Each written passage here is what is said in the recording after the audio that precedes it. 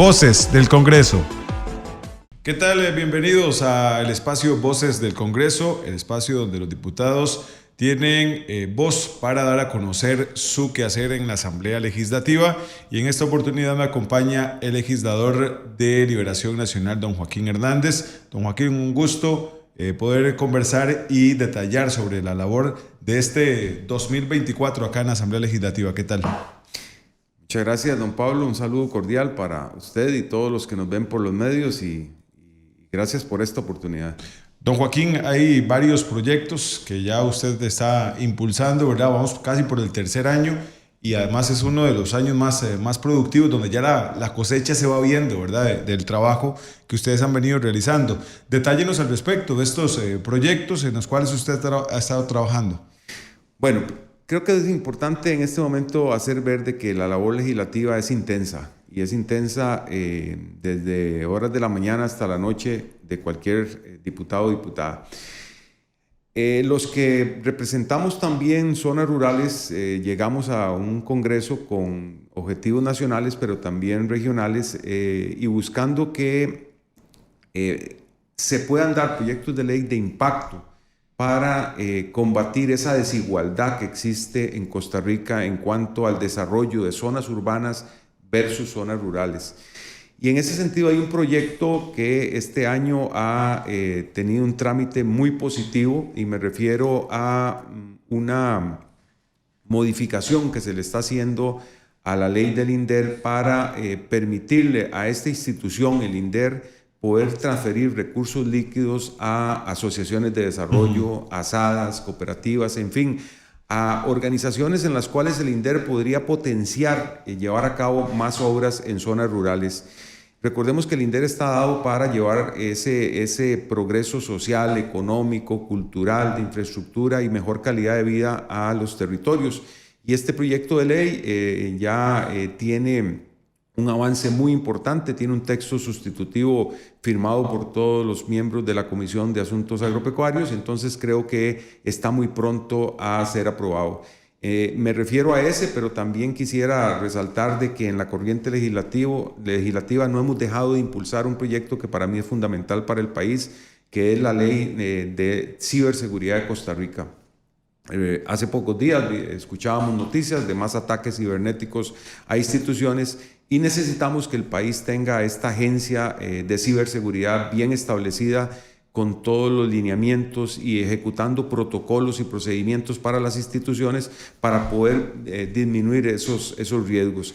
Espero, y esa es mi intención, de que pueda llegar a ser parte del MICIT, del Ministerio de Ciencia, Tecnología e Innovación, y con todas las condiciones necesarias. Reconozco que el MICIT ha hecho un gran trabajo en los últimos tiempos en cuanto a ir estructurando internamente ya una unidad donde tiene ya personal y equipo. Entonces, este proyecto va caminando. Me refiero también a otro proyecto que le tengo una fe increíble, que es el proyecto de poder modificar el impuesto a los combustibles para darle más recursos tanto al CONAVI como a las municipalidades para atender tantísimos puentes que hay en el país en mal estado, y algunos que necesitan ampliarse de un carril a 2 carriles por la gran cantidad de vehículos que tenemos en Costa Rica.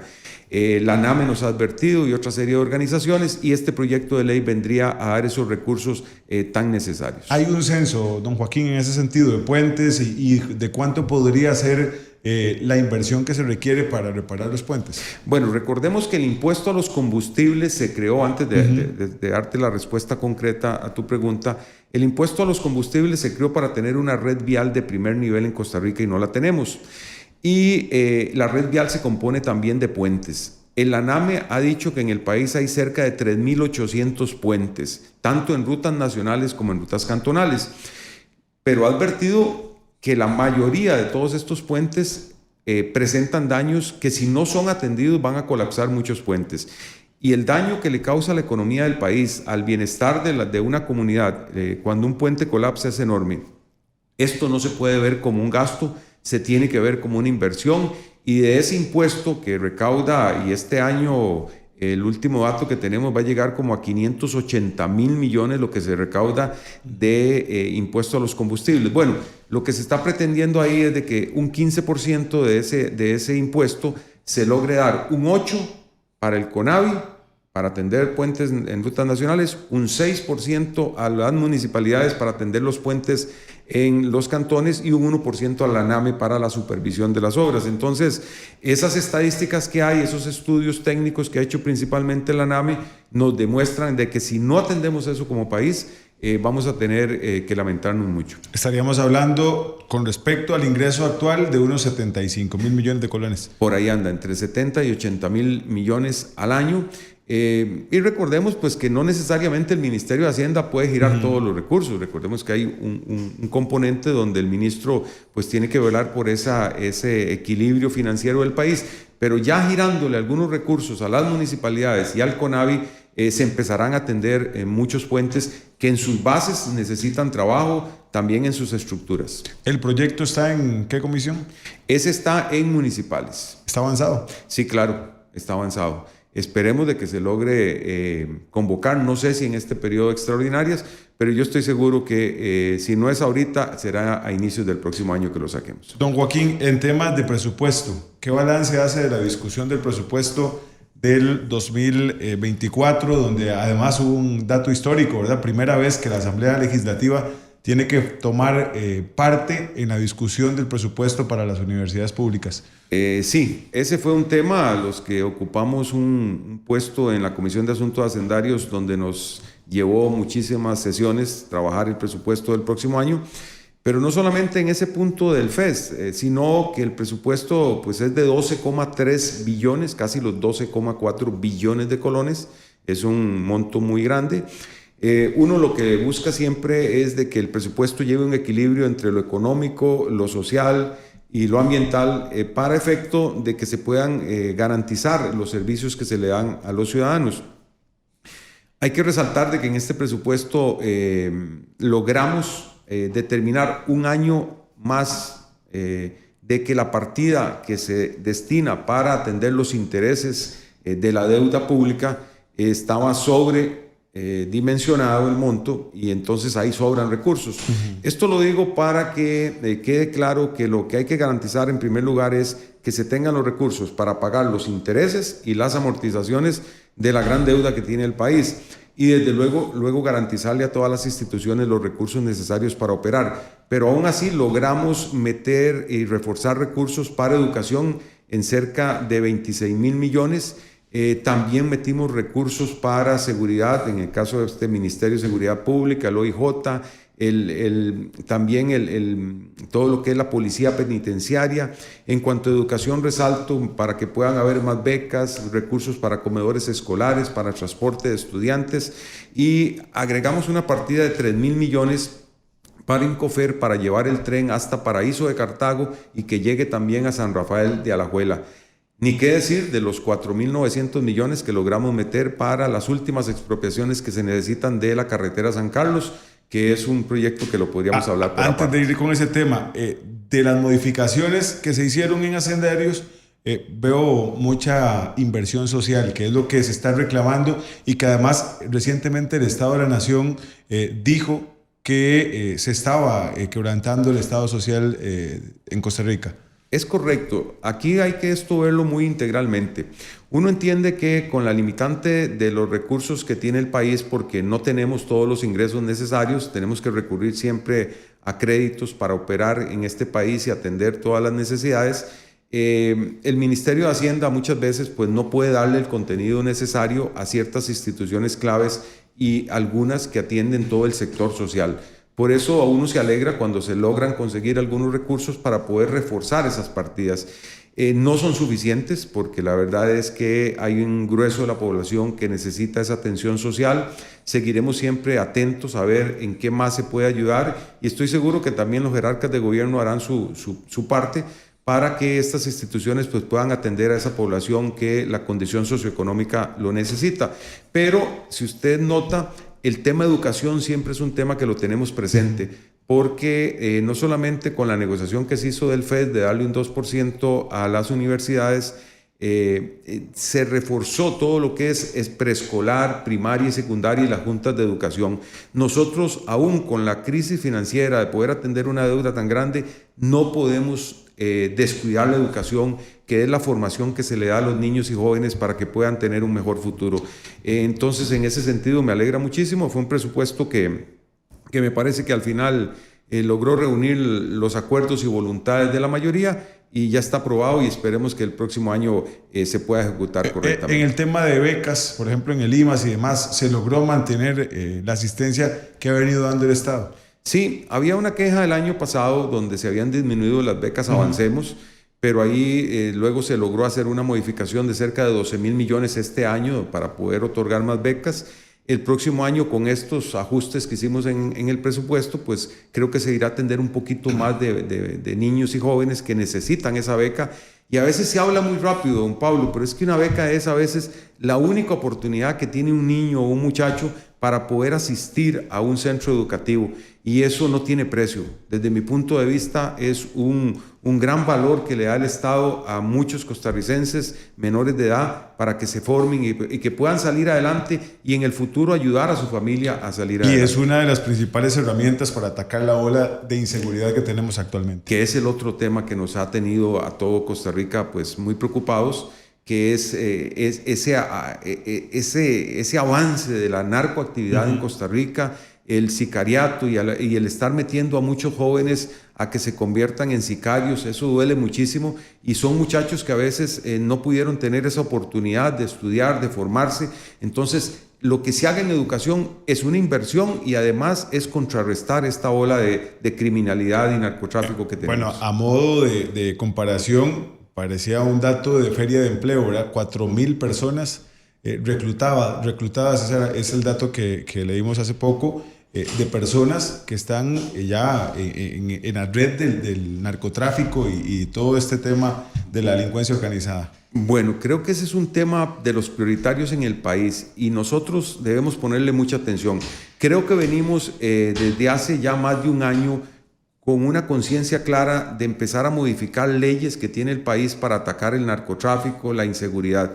Y hemos logrado hacer más drásticas algunas leyes. A mí me alegra mucho una de las que aprobamos, que fue las intervenciones telefónicas para personas que anden en drogas, en narcotráfico, en lavado de dinero, en todos estos ilícitos, para que se puedan estar escuchando y lograr desmantelar bandas. Reconozco el trabajo que ha hecho el OIJ, se le han dado más recursos, tiene más oficiales, más equipo, más transporte, el mismo Ministerio de Seguridad, pero esta lucha no la podemos perder. Tenemos que seguir teniendo conciencia de que es un tema fundamental, que si el país no lograra superarlo, aquí se nos cae el turismo, se nos caen muchos motores de desarrollo, y yo creo que lo hemos hecho bien. Conciencia, estamos modificando diferentes proyectos de ley y vamos a seguir en ese norte. Hábleme de su lucha estrella, la carretera San Carlos, que usted ha venido insistiendo en esos 3 años.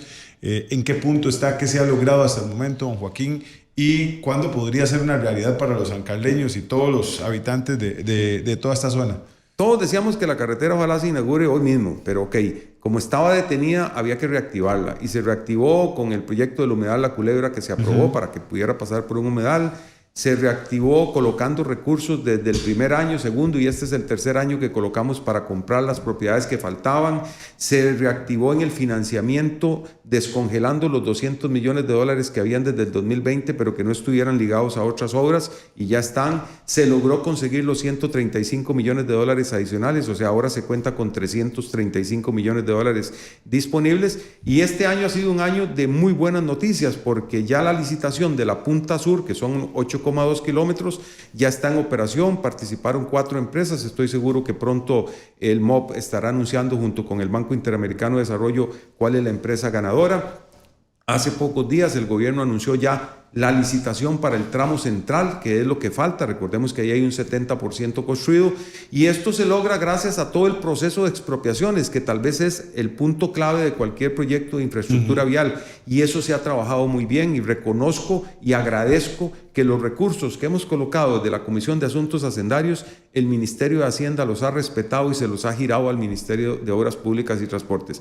Por eso, cuando hay voluntad política, cuando hay trabajo en equipo de todas las partes, los proyectos avanzan. Y el proyecto de la carretera San Carlos está previsto para que el próximo año 2025 a mediados empiecen los trabajos tanto en Punta Sur como en Tramo Central, y si no es en el 26, será en el 27, donde ya podremos pasar, Dios mediante, por esa carretera. Y estamos hablando también de la reciente inversión que se anunció en la ruta San José-San Ramón, que eso también viene a complementar lo que es el acceso a la zona norte. La ruta 1 es parte de todo este engranaje entre el gran área metropolitana y la zona norte. ¿Por qué? Porque los que vamos para la zona norte tenemos que pasar por la ruta 1. Y me alegran todas esas noticias de un proyecto que el gobierno presentó para financiar esta ruta tan importante, que pasan más de 100,000 vehículos por día en la ruta 1. Entonces, nada haríamos con tener una carretera San Carlos en 4 carriles si llegamos a una ruta 1 que se colapsa. Entonces, creo que van a ir en paralelo. Para un embudo. Sí, pero creo que son noticias que van bien coordinadas, porque si la ruta 1 se atiende y se está trabajando la de San Carlos, pues perfectamente en el futuro salir de San José para llegar a la zona norte será otra cosa. Como usted lo dice, uno quisiera que las cosas fueran ya o para ayer, ¿verdad? Pero estamos hablando que con estas dos obras, tanto Ruta 1 como la nueva carretera San Carlos, 2030, 2031 podría ser un buen año para ya concretar ese tipo de obras. Yo creo que antes, porque según el cronograma de la unidad ejecutora del proyecto de la Ruta 35 Carretera San Carlos, ellos tienen previsto que 2027, 2028 esté todo concluido. Inclusive los nuevos puentes en el tramo central, que son puentes de 4 carriles, van 3 puentes nuevos en la punta sur.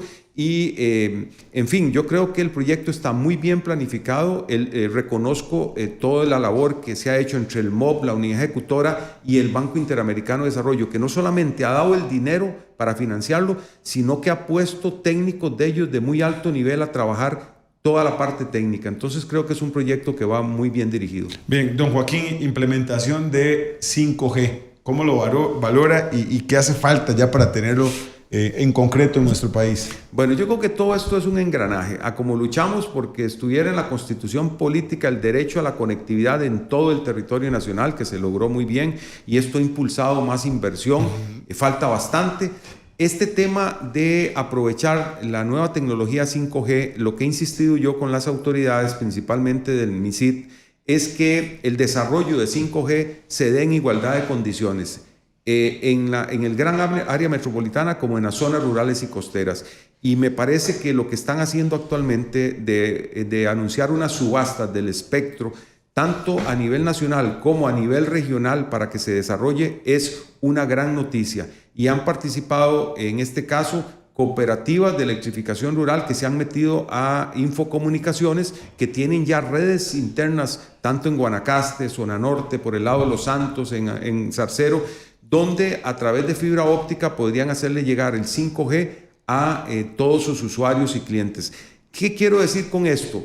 El 5G es cerca de 10 veces más rápido de lo que hoy disfrutamos de tecnología en cuanto a conexión a Internet. Esto le va a dar un gran potencial a la atracción de inversiones a las zonas rurales, le daría un mayor potencial a todo el desarrollo de la economía. Entonces no nos podemos quedar atrás, y por eso estoy muy atento a estas políticas del MISID, y me consta que lo están haciendo en esta forma. Seguiré atento a ver en qué se puede ayudar más desde la Asamblea Legislativa, pero creo que Costa Rica está pronto a dar un gran salto en términos de tecnología cuando ya tengamos la red viajando a estas velocidades. ¿Hay una proyección de para cuándo podría estar ya la implementación? Creo que para el próximo año, inclusive a inicios de enero son las subastas. Entonces creo que cualquier operador que ya adquiera el espectro empezará a dar el servicio muy rápidamente. Devolvámonos un poco a la Comisión de Hacendarios para plantear otros temas.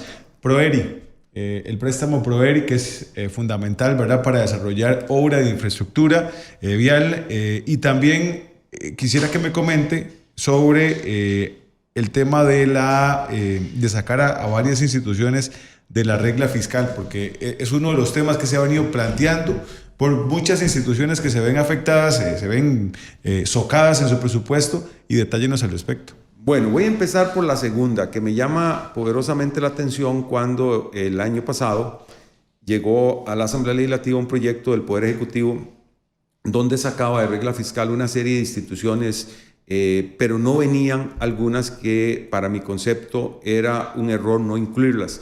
Me refiero a la Junta de Protección Social, que presenté una moción y le dije a los compañeros y compañeras, No puede ser que la Junta de Protección Social tenga una limitante de regla fiscal teniendo recursos y no le pueda girar a organizaciones de bien social que tanto lo necesitan para atender una población que, si no es por esas organizaciones de bien social, tanto hogares de ancianos, atención de alcohólicos, en fin, son cientos de instituciones, no lo podía hacer. Se liberó de la regla fiscal a la Junta de Protección Social.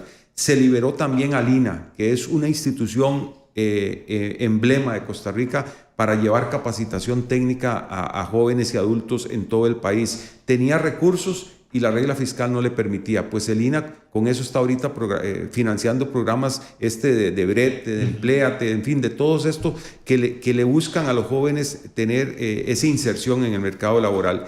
Y ni qué decir el INDER, que era otro nudo que tenía ahí el INDER, de que no podía usar recursos para llevar a cabo obras en todas las zonas rurales.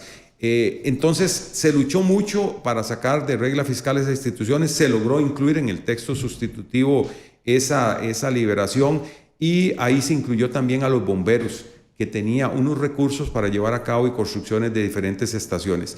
Y con lo del PROERI, es un crédito que creo que hubo mucha madurez en la Asamblea Legislativa de entender de que invertir $700 millones en cerca de 502 obras en 65 cantones del país era un gran empuje para que obras que se habían dañado por efectos de desastres naturales pudieran de una vez repararse.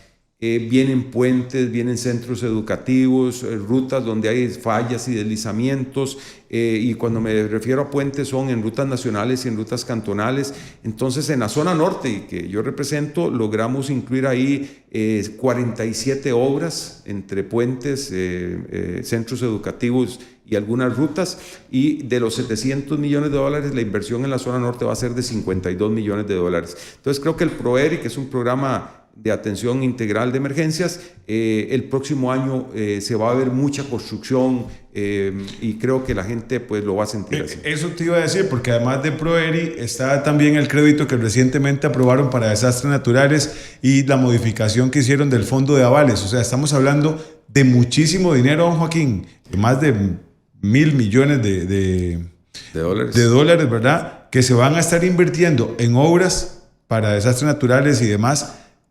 Que además, o sea, aquí el tema es cómo garantizar que realmente estos recursos lleguen a una ejecución final, ¿verdad? Bueno, ahí donde que no pase lo que ya hemos visto en muchas obras. Ahí es donde creo que todos tenemos que colaborar. Yo estaré, en el caso personal, muy atento a esas 47 obras. Esa labor de control político, claro, va a ser fundamental. En la región Huetán Norte, y me refiero a Guatú, Supala, Los Chiles, Río Cuarto, San Carlos, Arcero, donde hay obras de diferente tipo, y uno estará siempre preguntando a la Comisión Nacional de Emergencias cómo van los procesos licitatorios, cómo van la adjudicación, para efecto de que se concreten esas obras, que es al final y al cabo lo que interesa, que los ciudadanos sean los beneficiados. Pero creo que es donde yo quería resaltar, a veces se hacen críticas donde se dice que no se colabora. Este es un ejemplo de la madurez política para entender de que había que aprobar ese crédito para poder llevar a cabo todas estas obras sin ver cálculos políticos, que a algunos les gusta ver eso. Yo creo que en el caso personal lo que me gusta es saber que en el fondo, cuando a un ciudadano se le repara una obra, el nivel de vida de esa población mejora y se les dan más oportunidades. Yo creo que en buena hora se aprobó este crédito. Ese de $160 millones que usted comentaba, que fue hace poquitos días, lo veníamos trabajando en la Comisión de Hacendarios, gracias a Dios, como una prevención de lo que iba a pasar, y lo teníamos a disposición y se aprobó muy rápido. Va a estar esos recursos a disposición de ayudarle a tantas familias que sufrieron en estos días y siguen sufriendo porque está lloviendo muchísimo en Costa Rica. Sí, ya se pasó al otro lado. Hay muchos daños y creo que la Comisión Nacional de Emergencia, este dinero le va a llegar muy bien para poder dar ese servicio. Don Joaquín, el tema de Cruzitas. ¿Cuál es su posición con respecto al proyecto del gobierno? Inclusive hay otras iniciativas, ¿verdad? ¿Y qué hacer con Cruzitas? Porque la problemática económica y social es muy grande y además podríamos tener también una fuente de financiamiento si se logra adecuar de manera oportuna los recursos que ahí se puedan generar. Partamos de algo con Cruzitas, porque es un tema que todo, creo que Costa Rica ha escuchado en alguna oportunidad, la problemática y el daño ambiental que ya ahí existe, porque no hay control del uso de mercurio y cianuro y en ese sentido se han causado muchos daños adicional a la cantidad de destrucción que se hace en el territorio. Hay 4 iniciativas presentadas en la Asamblea Legislativa en este momento. Una de ellas es del Poder Ejecutivo, que es el que convoca en este periodo extraordinario los proyectos, y ya convocó que es la propuesta de ellos, que busca modificar el Código de Minería para permitir la extracción a cielo abierto. Ahí es donde tenemos que entender algo. En el caso personal, cualquier iniciativa que busque solucionar los problemas que suceden en Cruzitas, no solamente ambientales, sino sociales, económicos, de seguridad, de trata de personas, de drogadicción, que todo ocurre ahí por esa gran cantidad de personas que están ilegalmente sacando el oro, tenemos que buscarle una solución. Ahora bien, recordemos que en Cruzitas, según los estudios técnicos elaborados en el tiempo, se determina que ahí hay oro, tanto en roca sólida, que es más profunda, como hay oro regado en el subsuelo, que es lo que están sacando ahorita muchas personas y hacen huecos no muy profundos. Pero dicen que la mayor beta, los estudios técnicos, están en roca sólida y no es cualquier empresa la que puede hacer esa extracción de roca sólida. Aquí lo que se busca, si en caso de haber consenso de las fracciones, esto no va a ser fácil, porque aquí hay que poner de acuerdo a todas las fracciones para entender de que si al final del camino se logra dar una oportunidad a que se contrate una empresa para extraer el oro, tendría que ser con las mejores prácticas internacionales, como las define la OCDE, con el menor daño ambiental, con una buena distribución de lo que produce esa ganancia, para que ojalá las comunidades aledañas, en primer lugar, sean las más beneficiadas en cuanto a mejorar el desarrollo, la misma Municipalidad de San Carlos, porque está en el Cantón de San Carlos, y el país en general para algún tipo de inversión o pago de deuda o lo que sea. Es un tema que requiere muchísima madurez política, porque hay posiciones muy contrapuestas, ¿verdad?, en el tema ambiental, en el tema social, y entonces se va a requerir de mucha madurez política para que el proyecto pueda avanzar en la Asamblea Legislativa. Coincido con usted, vendrán muchas horas de diálogo, de análisis, porque alguna gente deseará que ahí no se toque nada, pero resulta que si no hacemos nada, se sigue sacando y robando el oro, como está toda la gente haciéndolo. Entonces uno dice, no se puede hacer, no se puede quedar con los brazos cruzados el país, hay que buscar una alternativa. Bueno, puede ser una de estas 4. El gobierno está impulsando la de ellos, la estamos analizando. Yo estoy dándole importancia al tema de supervisión en caso de llegar a la aprobación. ¿Cómo controlaríamos la extracción del oro? Que no nos vaya a pasar de que entonces dependeremos de lo que la empresa diga cuánto extrajo, porque puede ser que nos diga que un 10% y sacó un 100%. O sea, tenemos que ser muy cuidadosos en muchos detalles. Pero repito, siempre y cuando se logre el consenso en la Asamblea Legislativa, porque si es un proyecto que lo van a mocionar en miles de mociones, y entonces perderíamos todo el tiempo. Por eso será un proyecto que requerirá de mucha atención y le vamos a dar esa atención. Don Joaquín, estamos llegando al final del programa. Valoración de este 2024 desde su gestión, ¿conforme? Sí, yo creo que todos hacemos el mayor esfuerzo. A veces uno desea que se hagan más cosas para solucionar problemas estructurales que tiene el país. No es fácil. La verdad es que los costarricenses han visto, pues, no sé si un divorcio o un enfrentamiento poder ejecutivo, poder legislativo y otras instituciones. Yo apelo siempre a que eso lo logremos superar con diálogo, con madurez. Eso no le conviene al país, porque los problemas son de todos. Alguien gobierna así porque los ciudadanos escogen a quién quieren de gobierno cada 4 años, pero creo que hemos hecho el esfuerzo desde la Asamblea Legislativa. En lo personal me siento satisfecho, seguiré luchando hasta el último día de abril del 2026, que es mi función, para que lo que yo haya aportado aquí le haya servido al país, a la zona norte y en especial a mi querido Cantón de San Carlos. Muchas gracias. Gracias a usted, don Pablo. Hemos conversado con el diputado Joaquín Hernández en su programa Voces del Congreso. Voces del Congreso.